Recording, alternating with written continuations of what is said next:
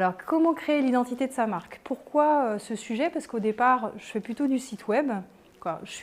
Ma formation de base, au départ, c'est créatrice textile, donc ça n'a rien à voir. Et petit à petit, j'ai été vers le site internet. Mais il y a une chose qui est fondamentale, en fait, que j'ai aussi découvert, moi, en démarrant. Donc, créer mon logo, ce n'était pas compliqué. Par contre, être cohérent sur les réseaux sociaux et puis voir mes collègues comment ils s'y prenaient, ça m'a vraiment fait m'apercevoir que ce n'était pas forcément quelque chose d'évident et que c'était intéressant de faire des ateliers là-dessus pour au moins que vous ayez des bases de code, des choses que vous pouvez au moins prendre conscience, faire seul ou vous faire accompagner pour le faire dans un temps futur ou au départ pour gagner du temps, à vous de voir. Ce qu'il est important de mettre en place, c'est plein de petits éléments visuels. Alors, en fait, je vous avais mis à quoi ça sert. Tout simplement, ça va vous permettre d'avoir une image qui est professionnelle. En faisant quoi? En communiquant toujours avec les mêmes signes, on donne de la cohérence. On permet d'être reconnu.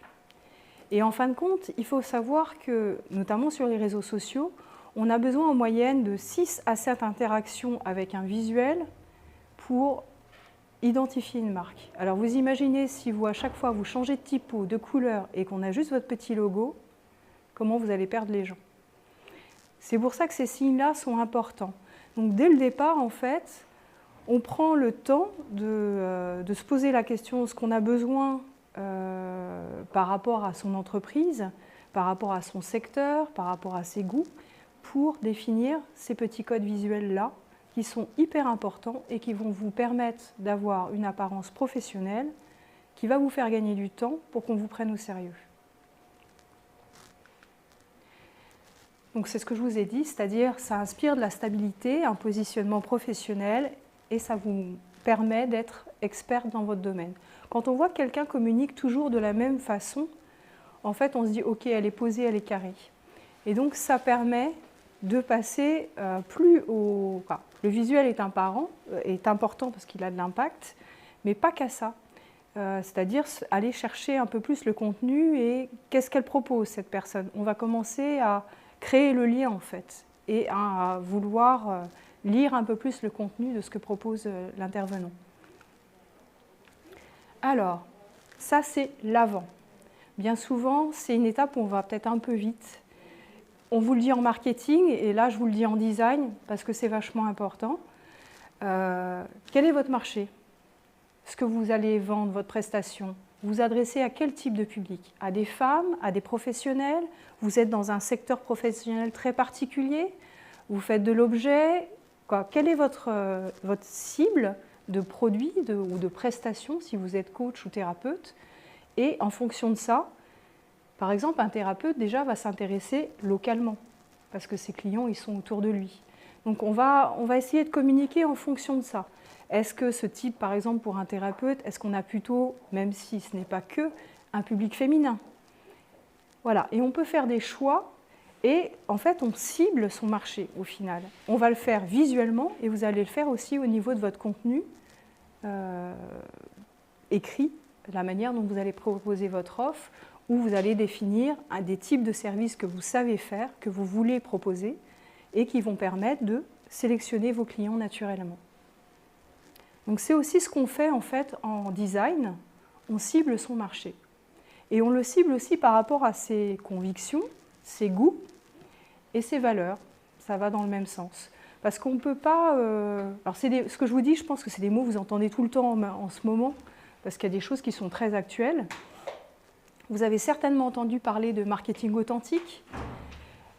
Le marketing authentique a été mis en place, mais pas forcément respecté dans l'esprit des gens qui l'ont lancé. Le marketing authentique, c'est quoi? C'est montrer qui on est réellement. Mais on n'est pas obligé de faire un laïus sur sa vie. C'est pas ça qu'on nous demande en fait. C'est arriver à faire passer votre façon d'être, votre façon de travailler, de communiquer avec les autres, en restant vous-même. Voilà, c'est plutôt ça. Et on peut aussi s'en servir dans le design avec des couleurs, en faisant nos choix, parce qu'on est des personnes avec des goûts, des valeurs. On peut faire passer ça par du visuel. Alors, Ça, c'est ce qu'on fait après. Une fois qu'on a ciblé ce qu'on voulait faire, ce qu'on voulait vendre, parce qu'on ne peut pas vendre à tout le monde, donc il faut faire des choix, on va définir des panneaux, ce qu'on appelle des panneaux de tendance. Vous en avez déjà vu en mode, par exemple, c'est le même principe. Alors, il y a multiples façons de le faire, on n'est pas obligé d'aller... Moi, ce que je fais avec mes clientes, c'est je leur dis d'aller sur Pinterest et de se mettre dans leur peau, pas de femme, pas de maman, mais plutôt dans la peau d'entrepreneur. Si c'est un lieu dans lequel tu vas travailler, comment il doit être, les objets que tu aimes au quotidien, c'est quoi? Et on fait un espèce de panel de tout ça pour arriver, moi, à ce que je comprenne qui elles sont. Donc on démarre là-dessus. Et ensuite, on va travailler en détail sur chaque élément. Donc là, c'est une proposition qui est une repique d'un truc que j'avais fait pour une cliente. Ce n'est pas exactement ça, mais c'est un morceau d'eux. Et j'en avais présenté donc plusieurs panneaux comme ça, avec exprès des ambiances très différentes. Et je vais même, généralement, avec carrément des trucs que je sais qu'elle ne va pas aimer. Mais c'est pour vérifier, c'est pour tester et voir si je me trompe pas, en fonction des gens. Donc là, je vous ai mis un autre travail de client. Là, c'est pour quelqu'un qui fait du massage. Donc avec elle, on a juste défini ça. Juste un logo, des couleurs, des typos.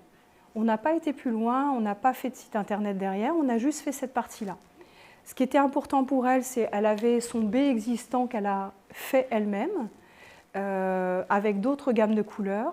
Et nous, on a retravaillé pour faire quelque chose qui ressemble plus à ce qu'elle est, à ce qu'elle propose et aussi aux photos qu'elle avait, au travail qu'elle avait déjà commencé à faire.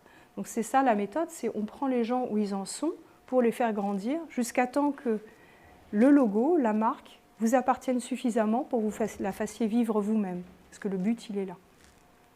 Donc de quoi on se sert? On se sert d'un logo, donc ça peut être un picto, ça peut être une illustration, des écritures. Généralement, n'allez pas plus loin que deux, maximum 3 écritures. N'en mettez pas trop.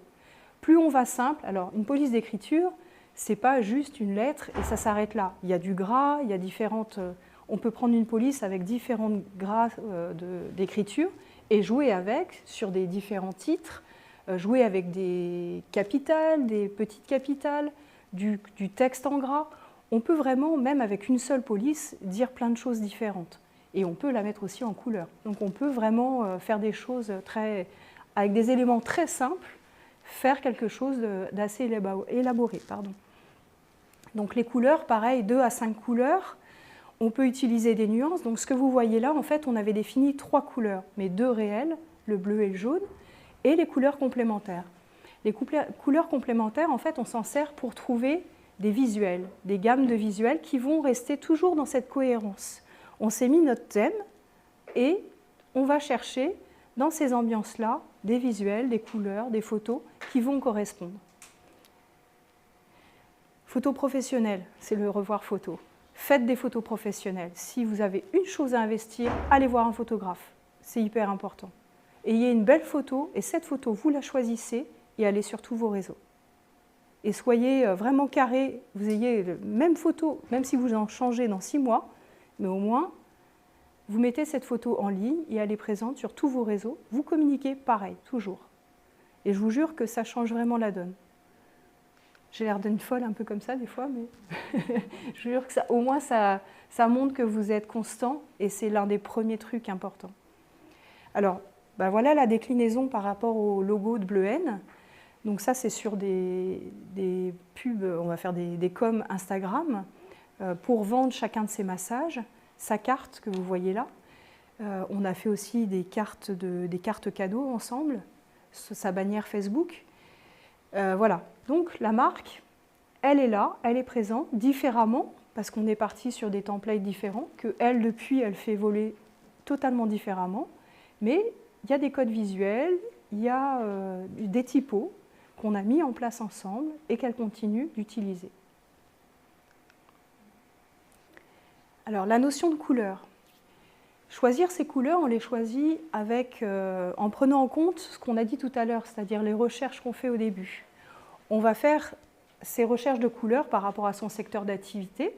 Parce que par exemple, je ne sais pas moi, si vous êtes Si vous vendez du patrimoine, allez, je vais sortir ça, on a besoin d'affirmer quoi? Déjà la sécurité. Il faut qu'on ait confiance en vous.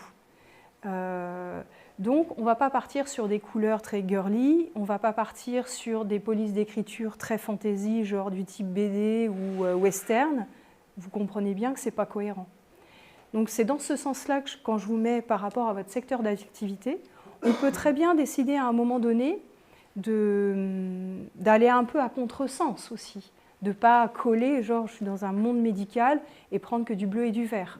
On peut très bien sortir de ce cadre-là, mais en ayant conscience de ce que nous, on aime, ce qu'il y a dans notre secteur et la personne à qui on parle, et d'arriver à trouver un lien entre les trois. Donc les représentations des couleurs, je pense que vous devez en connaître certains. Le rouge, on l'utilise plutôt pour l'énergie et tout ce qui est dynamique. Le jaune et le orange sont plutôt des... Alors, le orange, une couleur de créativité, de communication. Et le jaune optimise, intellectuel, mais c'est aussi créatif. C'est souvent un secteur qu'on utilise pour la jeunesse aussi. Et puis après, vous pouvez avoir des associations. Donc le basique que je vais vous donner, c'est Ikea, qui a pris le bleu, qui est la couleur en fait de la stabilité, de la sécurité, de l'entreprise qui est carrée, et le jaune pour la créativité. Et si vous prenez à côté une même enseigne qui a les mêmes couleurs, vous avez, je ne fais plus pour personne, il y a le Crédit Lyonnais, pareil, qui a du bleu et du jaune dans le même esprit. Voilà, donc on peut être très différent, j'ai fait exprès des deux exemples là, on peut être très différent, mais se servir des valeurs des couleurs pour inciter à dire quelque chose. Et en rajoutant en plus une police d'écriture, des visuels et un logo, on va vraiment créer l'ensemble de l'identité. Le choix des polices. Donc vous avez trois types de polices essentielles.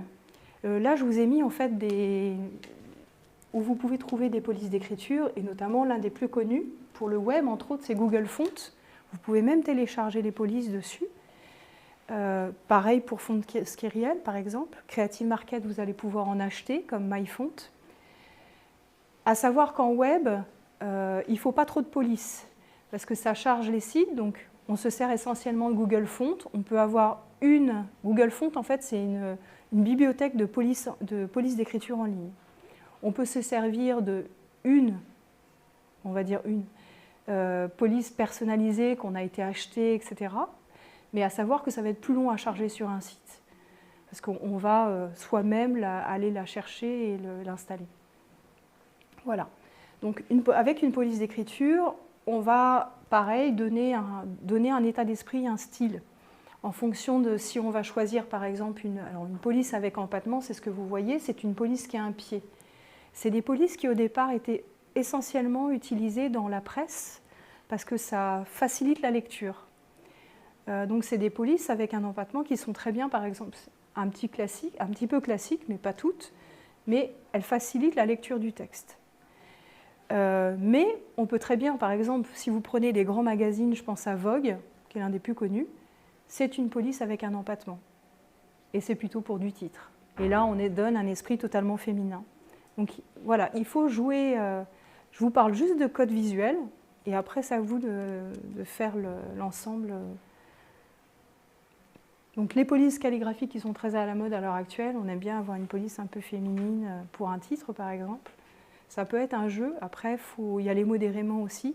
Et quand on fait un choix justement d'une écriture qui est un peu particulière, on n'en a qu'une qui est particulière. On ne s'amuse pas à avoir une police calligraphique, une police qui est hyper stylée pour du texte. Il faut la jouer sobre à un moment donné, sinon les gens, on les perd. Alors, après, on va faire la même démarche. Donc c'est la même page d'ambiance que pour Bleuhen, avec sa gamme de couleurs complémentaires. Je ne sais pas si vous vous en rappelez. Donc on a l'esprit des couleurs dans les visuels, et pour chercher sur les banques d'images que vous voyez sur les côtés, on a mis en place une série de mots-clés qu'elle pourrait utiliser pour trouver des images correspondant à son besoin. Après, on peut en trouver d'autres, mais c'est pour vous expliquer la démarche de travail. Pour chercher du visuel, plutôt qu'à chaque fois que vous allez Alors, je ne sais pas si vous connaissez Canva, C-A-N-V-A. C'est super pour faire du montage. Mais attention, parce que vous avez des mises en page qui sont toutes faites. Commencez pas à utiliser les typos comme elles sont, parce que ce n'est pas les vôtres. Donc, il va falloir vraiment faire des choix avant personnels et utiliser ces templates parce qu'ils sont très bien faits, mais les personnaliser au code de votre entreprise. Voilà. C'est exactement la slide de la fin. La slide de la fin, en fait, justement, vous dit d'adapter vos templates à l'identité de votre marque pour rester en cohérence avec ce que vous avez mis en place.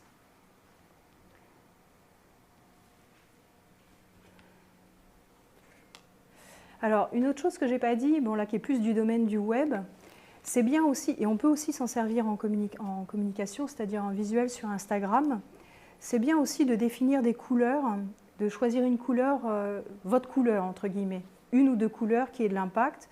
Vous pouvez aussi choisir des couleurs par rapport à des thématiques. Alors, on va dire, par exemple, vous vendez à la fois des massages, et puis à côté de ça, je ne sais pas, vous faites autre chose. Vous pouvez très bien décider que vous définissez une couleur pour toute l'activité massage, et l'autre activité qui est autre chose, par exemple vente de produits de cosmétiques, etc., pourrait très bien être dans une autre gamme de couleurs. Voilà, on peut aussi jouer avec les couleurs dans ce sens-là. C'est-à-dire avec la même identité graphique, se servir de certains éléments pour vendre différentes prestations. Ça peut être une idée. Et c'est comme c'est bien sur un site internet, la couleur importante dont je parlais, de s'en servir par exemple pour, ou du moins de faire un choix à ce niveau-là, pour définir l'action sur votre site. Au niveau ergonomie, un œil, quand il se balade sur un site, il est en diagonale. Donc on a besoin d'un texte qui ne soit pas trop fort, qui soit suffisamment grand pour être lu. On va lire en diagonale, donc on a besoin, comme tout texte, d'avoir une interligne entre chaque ligne qui soit suffisamment agréable à lire et d'avoir des endroits où on comprend, où on doit cliquer. Donc la couleur peut aider. Sur un bouton, par exemple, on va définir le orange comme une couleur qui nous permet de circuler sur le site, de découvrir un forfait ou d'aller lire quelque chose, ou sur un lien hypertexte dans le texte, un lien qui permet d'aller voir une autre page. Ça peut être des codes visuels que vous pouvez aussi utiliser. Voilà, j'ai fait le tour. Donc, en identité, moi, c'est comme ça que j'accompagne. Donc, à la fois, généralement, quand on vient me voir, c'est pour du site internet. Je fais aussi que de l'identité. Et souvent, en fait, ce que je fais, c'est on travaille cette première partie d'identité, parce que ça nous permet de voir si on s'entend bien, déjà. Si on a un bon feeling et que, voilà, on sent qu'on va pouvoir travailler ensemble. Moi, c'est un travail que je fais, je dirais, à deux mains. C'est-à-dire, moi, j'amène des choses, je teste sur vous. On s'en fiche de j'aime pas, ou voilà, on le dit. On fait du découpage, on assemble ce qui nous convient à deux, et avec ça, on va construire et on va créer un logo, une identité, etc. Voilà. Et pareil pour un site internet, c'est un peu dans le même esprit. Donc là, on prend plutôt le côté contenu web, on prend en compte le côté métier, et pour faire des belles mises en page. Voilà. Si vous avez des questions, je suis ouverte.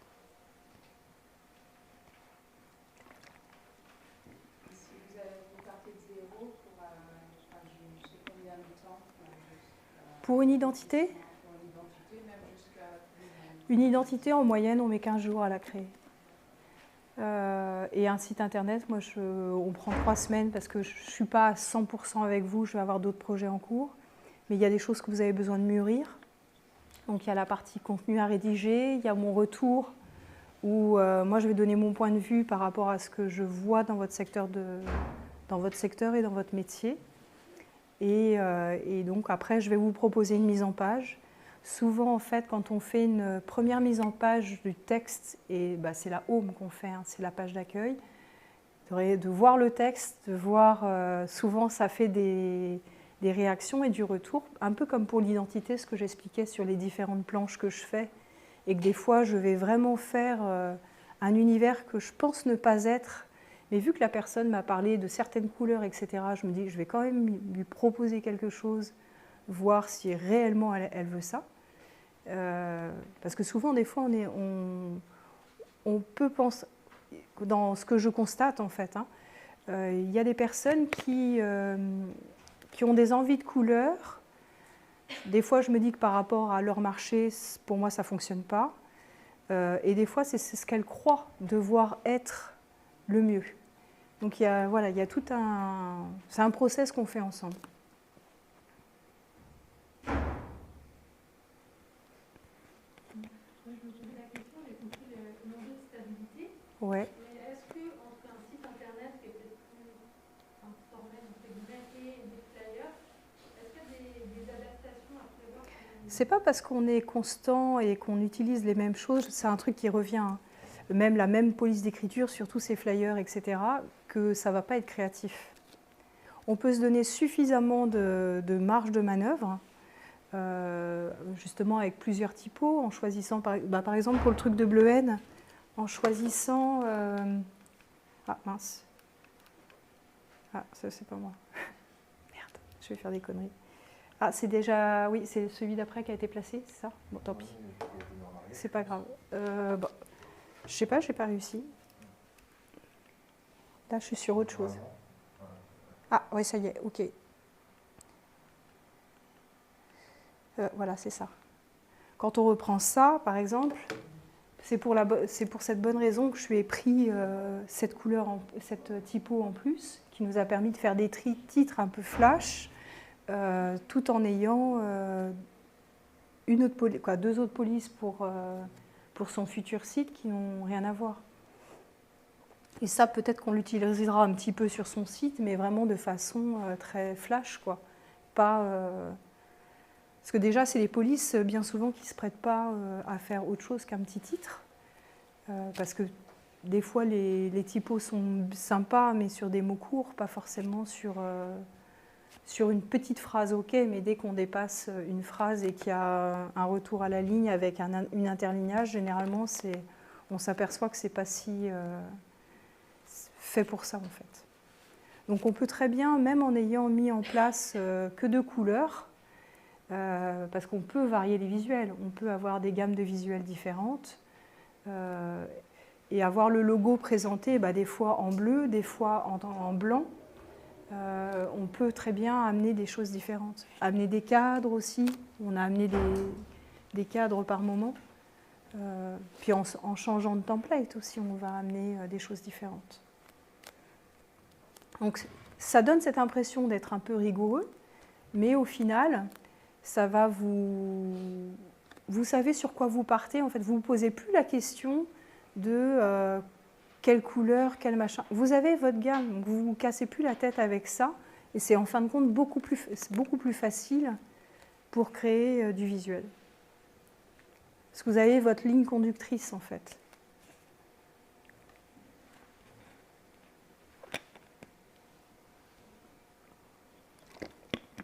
On s'arrête là. Bonne identité graphique alors.